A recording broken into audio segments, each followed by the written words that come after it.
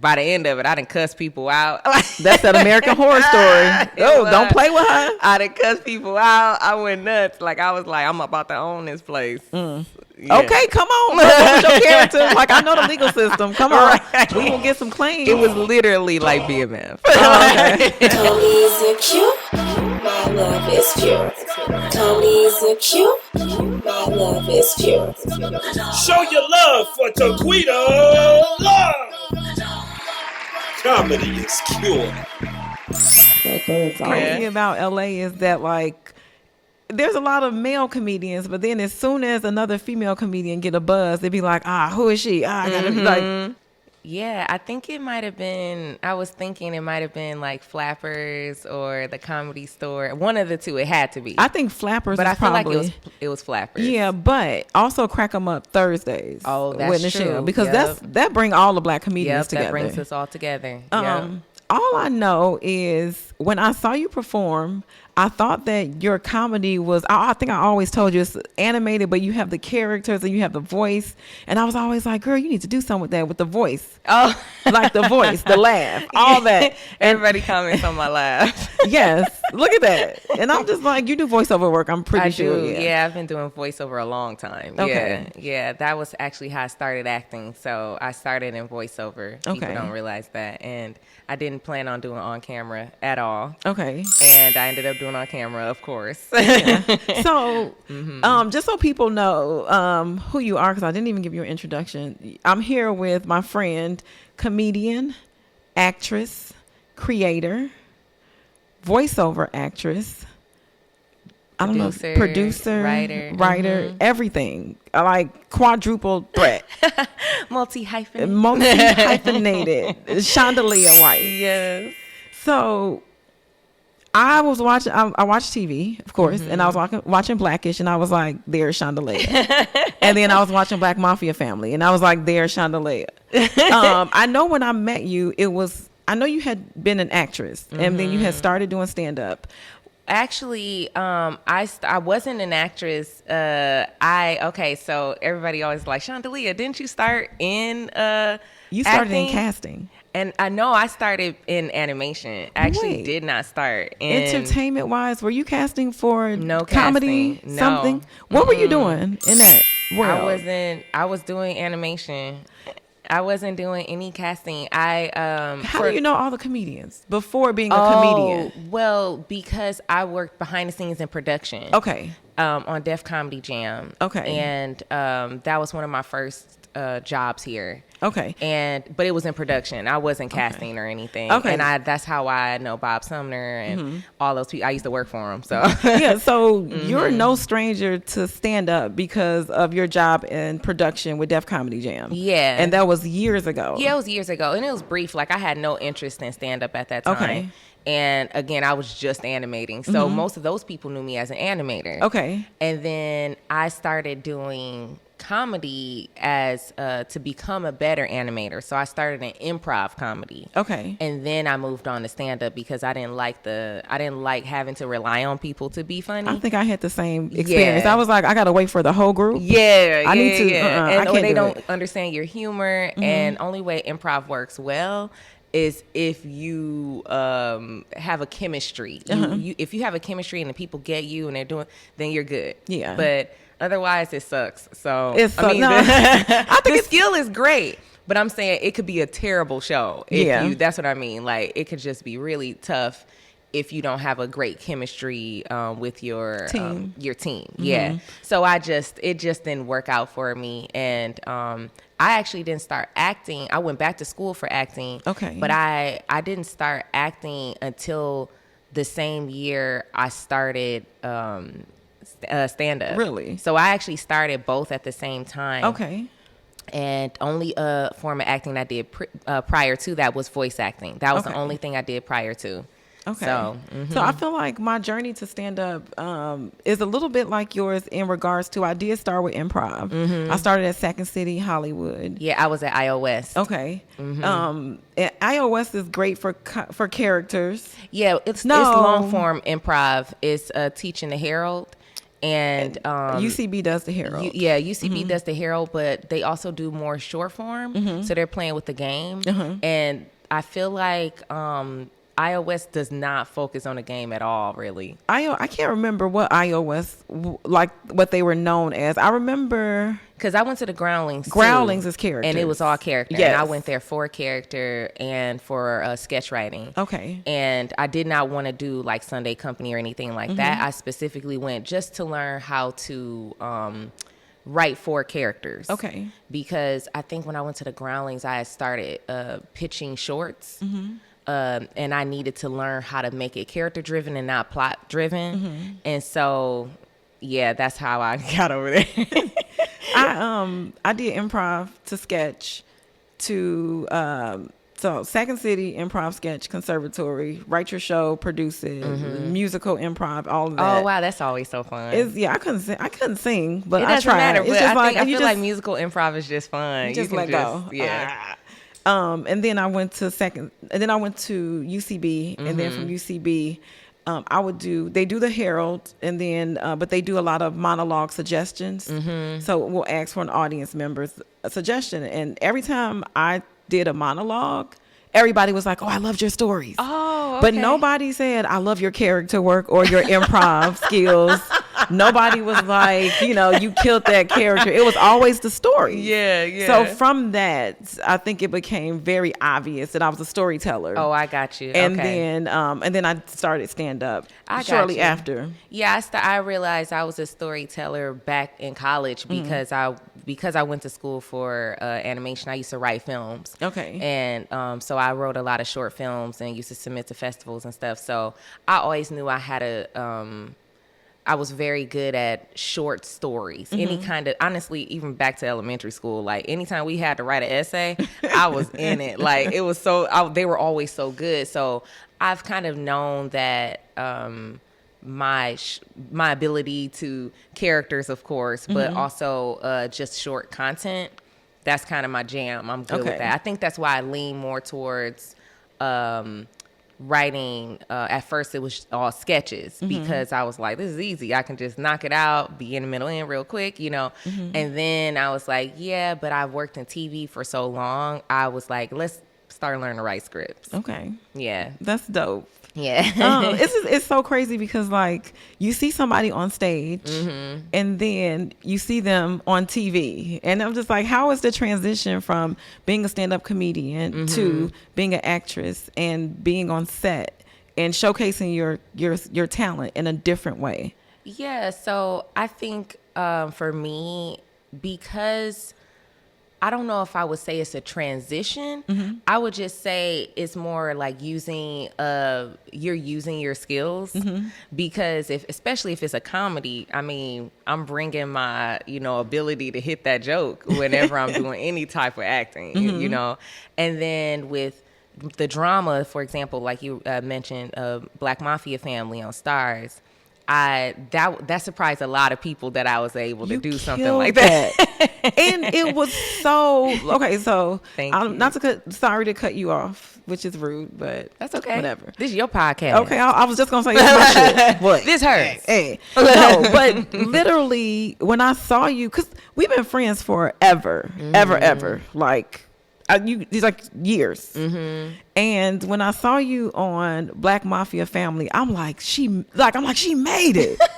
But the other thing was, I hadn't watched the show, and then I found out you were on it, and I started watching it, and I fell in love with it. Good. But your character was only, to me, somebody that you could play. Do you understand what I mean? Yeah. It had you all over it, and I made it my own for sure. And just for the people that aren't familiar with Black Mafia Family, I play Karen Jones, who is the attorney for the Flenory family, helping them get their malpractice money because one of the main characters, Terry, had a malpractice suit, and I am the lawyer representing them in season 1. Yes. And this was based on a real story. So it was very, when I was on set, they were like, are you a lawyer?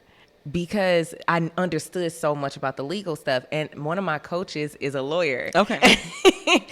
So when I was prepping, even for the audition and everything, I really did a deep dive into what happens in malpractice suits, what different types of lawyers do, how they handle different things. Like, I didn't have any prior knowledge of BMF, even though I'm from Flint, Michigan, and I lived in Detroit, Girl, Michigan the shame. too. Don't say it. Don't. I'm from both. I didn't know. I mean, I'm too young, so I didn't know. I'm like, I don't know anything about BMF, you know. But all my family, they were like, "What?" You know, and so I kind of had to do a lot of research just to understand what was happening at that time. You know, it's a period piece, so I tend to do a lot of period pieces too. The outfits are amazing. Girl, on point. On Wardrobe point. had Yeah. y'all looking Like snatched. Yes. Okay. All the way. Oh yeah, and she was amazing like the entire time. But yeah, it's more like just, I don't know if I would say a transition. It's just more a lot of preparation. Okay. And each character is so different. It was like a complete 180 from what I did on Blackish or what I did on American Horror Story, where I was a killer.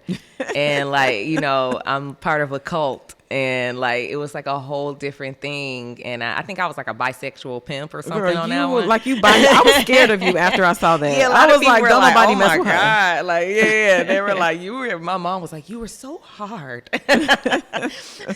They don't see those different things. But for me, I think ever since I was a little kid, I would just always come up with different characters, and like I watched a lot of TV, and I was a huge gamer growing up, and I used to write a lot, and and I'm an artist, so I used to draw like comic strips and write the stories, and so I think I just kind of live in that. It's in my brain. So once I get that breakdown, and it's something I feel like I can relate to, I just kind of really immerse myself in it, and that's more of what it is. It wasn't like it was a lot of preparation. Yeah, because you made it look so effortless. Oh, thank you. Yeah. Like, I had a lot of fun playing Karen. She was great. Like, that's my girl. Yeah, you killed it. So you booked a lot of roles. You on stages all the time. Yes. I know you host at Flappers Yeah, often. that's my house club. So I'm a house comedian and a host there, and I've been performing there literally 10 years. And Flappers is amazing. yeah, it's, you know, it's where I started there, and the Comedy Store, both the clubs that I started at. And I honestly, I didn't plan to do hosting. I ended up hosting because a lot of comics liked my energy. Yes. And they were just like, I like how you make people feel before I go up. And so people started requesting me to host for them. And I was like, oh, okay. It was like, I didn't even know. Like, I was like, oh, and they were like, I think you'll be a good host. And then the club was like, well, you know, we want you to host these shows. And they started giving me shows, and they were like, this person requested you. So da-da-da. And then once that happened, it just kind of, thank you. It just kind of worked out. And that's how I got into that. But I'm very fortunate to have that have happened to me, because it allowed me to have the ability to get more comfortable a lot faster. Yeah. Especially being that I don't have the time to go on the road all the time. I've been on the road, but even when I was like prepping to really do my road thing, then the pandemic happened, and I was like, oh, and then my career really took off. So I was like, I'm definitely not going now. But at some point, I'll do a little bit more road stuff. So, do you have an ultimate goal with stand up? What is that? I would love to shoot a couple specials, maybe a couple comedy albums with that, and and like do a little bit of touring. It doesn't have to be like crazy, like I'm doing the theaters and all that. It's not that serious. You know, if it becomes that, that's cool. But I think it would just be cool to be a respected comedian. Just like, you know, with my fan base, comedy's so subjective, and everybody won't like you, and I'm totally fine with that. I don't care. But the main thing I love is like my fans, what they say to me after shows. Yeah. And I have such a wide variety of different types of fans. All different cultures, all different races.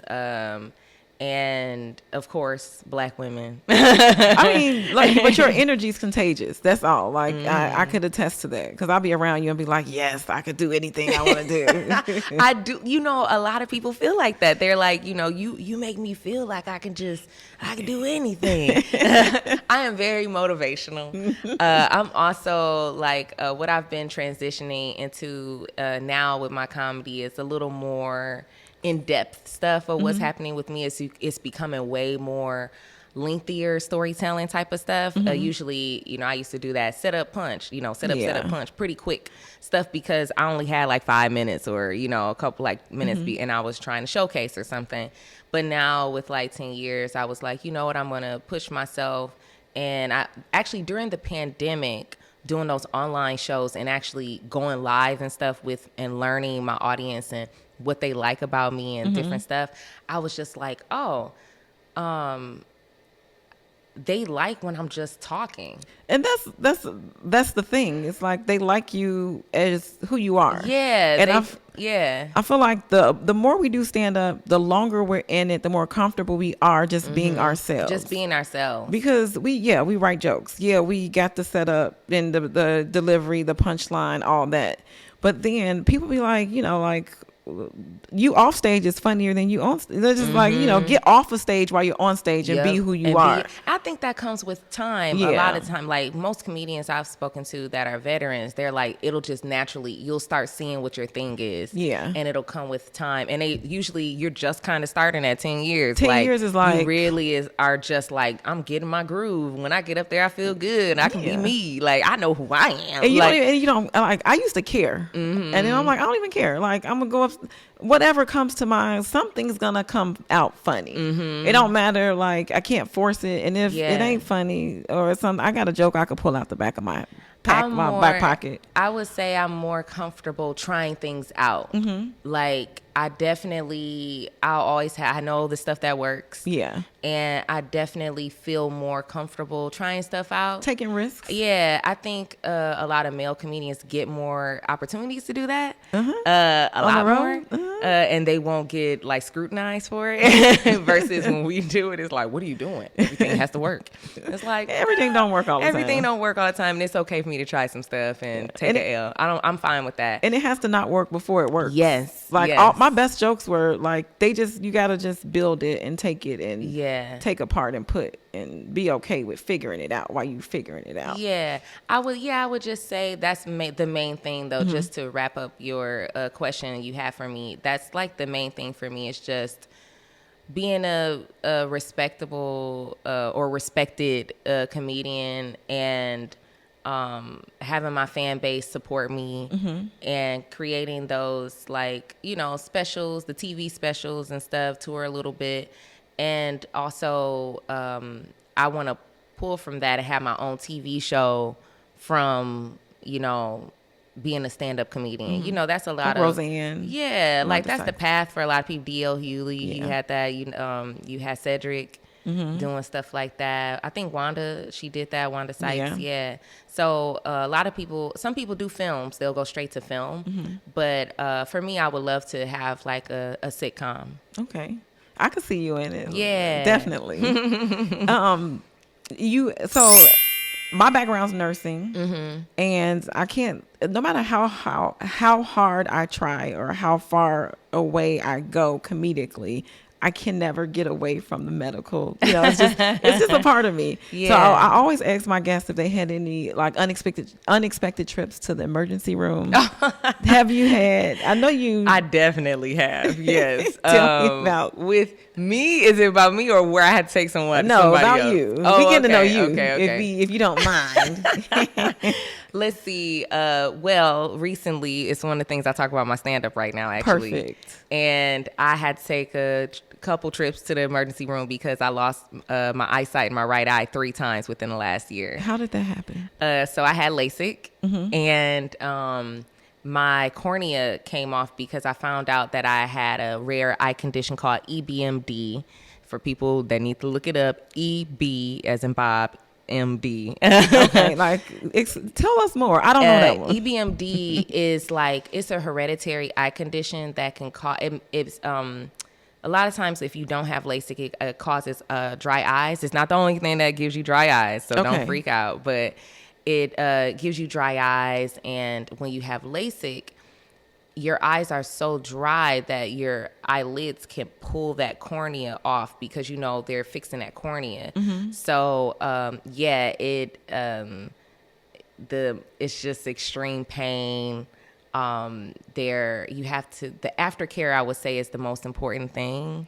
So, okay, so I've been diagnosed with extreme dry eyes. And if you were going, when they do that little test before you get LASIK and everything, sometimes they'll say you can't get LASIK. You cannot get it. But for me, they were like, I think we'll be fine. It also depends on like the thickness and a lot of other things. But they do a lot of tests. It's extensive tests. The LASIK itself went well.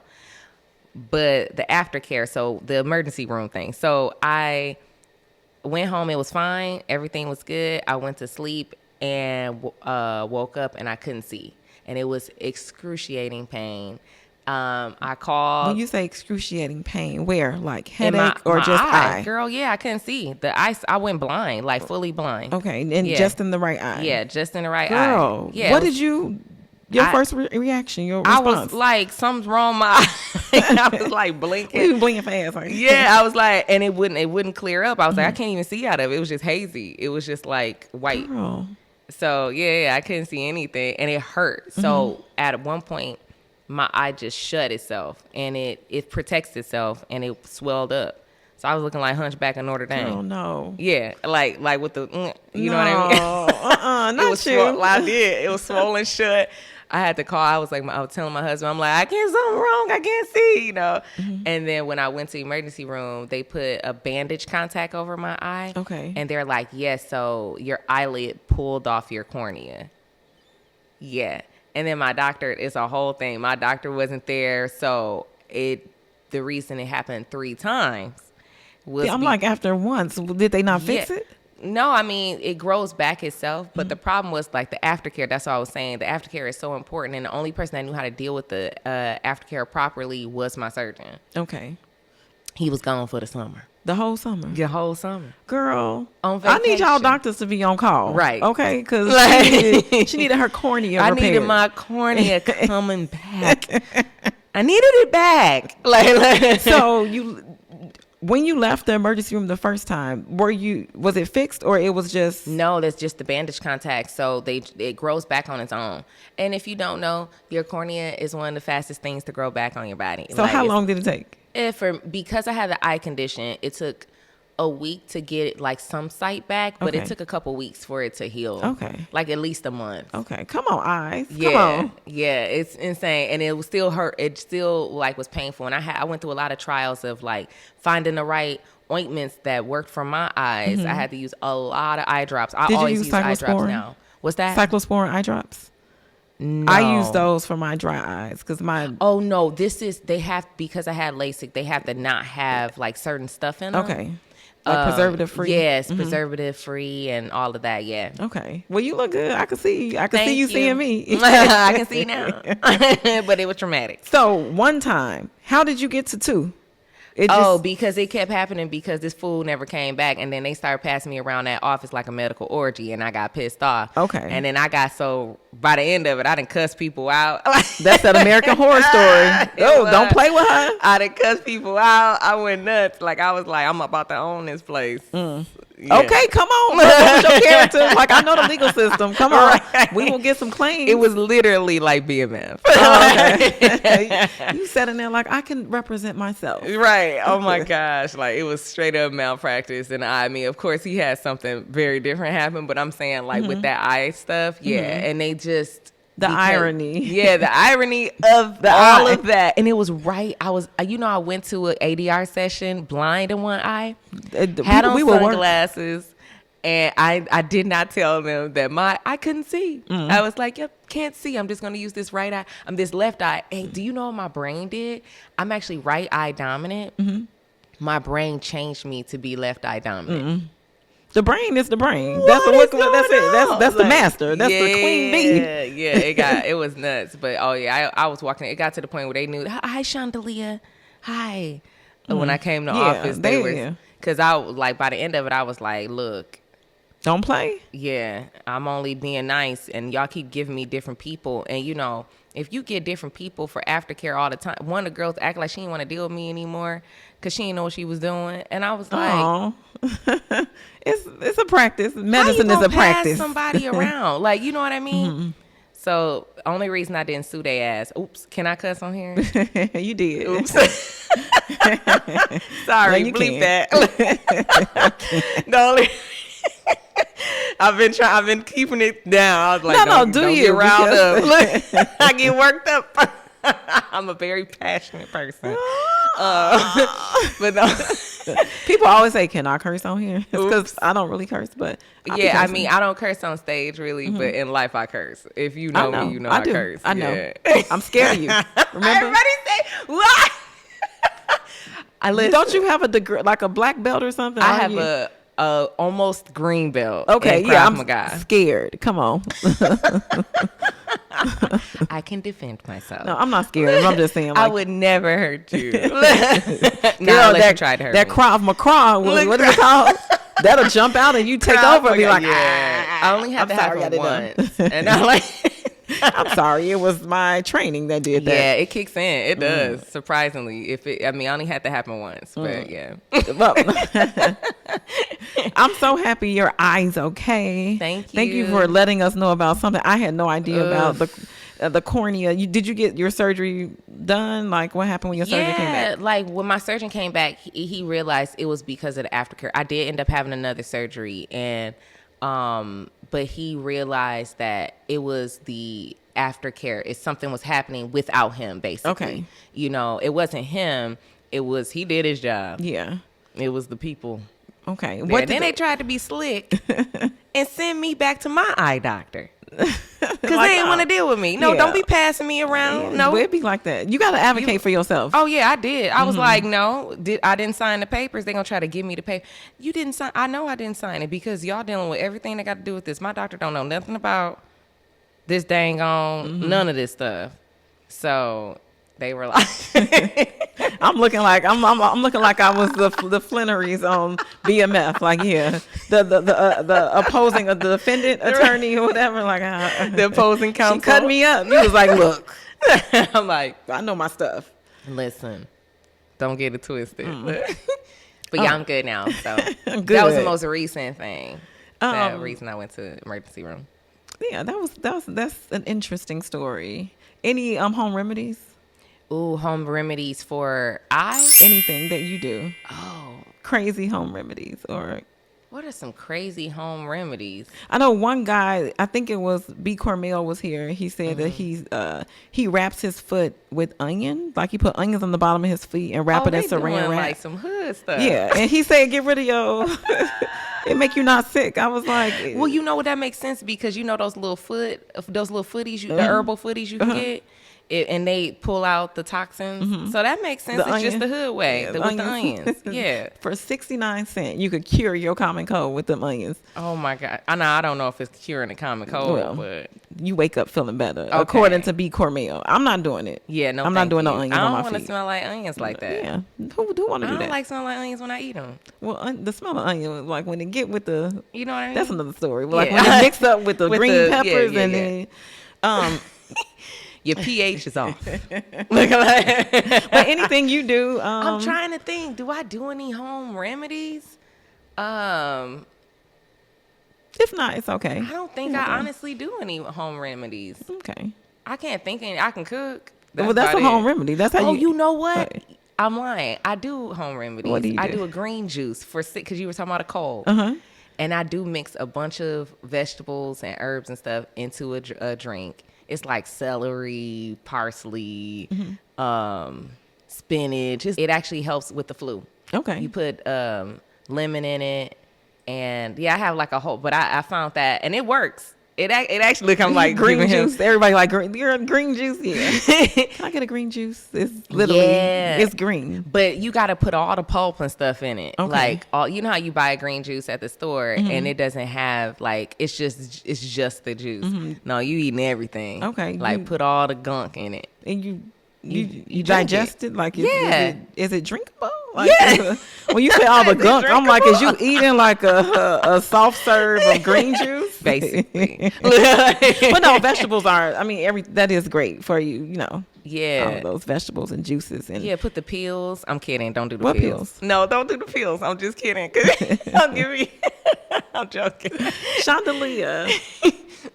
Where can we find you next? What's next for you? Ooh, I have some TV and film things coming out this year. So just follow me at Shondalia White. That's SHONDALIA White, like the color. You got that? You can find me there on Instagram and Twitter. I post all my stuff there, primarily on Instagram. I do have a Facebook fan page at Shondalia White Fans. And I tend to answer my fans more. Just, guys, don't do the DMs and stuff. Like, just talk to me on the messages, because I actually respond to those. And I won't see, like, DMs and stuff because it'd be too many crazy people. Yeah, they and are like there. And bots. I just don't even look in the spam. So I'll actually respond if you hit me up on the just message back. Oh, okay. Well, thank you so much for coming. Thank you for having me. Tony's a cute, my love is pure. Tony's a cute, my love is pure. Show your love for Taquita Love. Comedy is cure. But as always, you want this. I had one dude was like, hey, you think you could bring a brother the clear machine home? Not the clear machine. He was like, yeah, ma, you know, the revival. Clear.